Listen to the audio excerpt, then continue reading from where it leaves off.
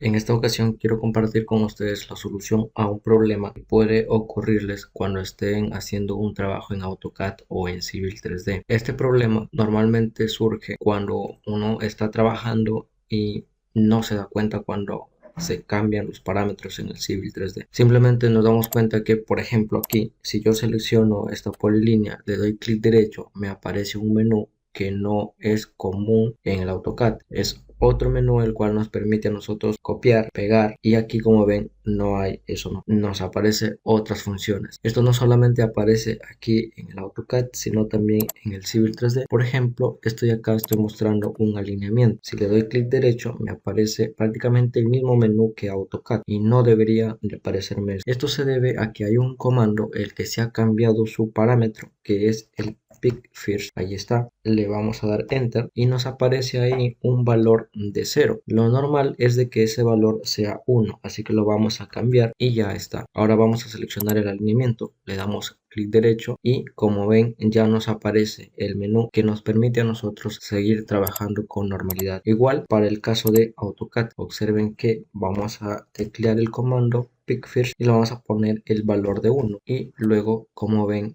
ya nos aparece ese menú. Normalmente vamos a cambiarle ese comando, le vamos a poner el 0, y lo que también aparece es que si nosotros seleccionamos y queremos copiarlo, observen que se desaparece la selección y me pide nuevamente seleccionarlo. Entonces yo selecciono y recién puedo moverlo o copiar, pero lo normal es que no se desaparezca esa selección. Cambiemos el parámetro del comando, lo ponemos el valor de 1, yo selecciono y tecleo copiar y observen que ahí ya puedo realizar eso. También hay algunas veces en que no se puede borrar un objeto, es también por ese comando. Nos va a solucionar un montón ese problema. Bueno, espero que les haya gustado ese truco, ese comando, y les invito a que se suscriban al canal.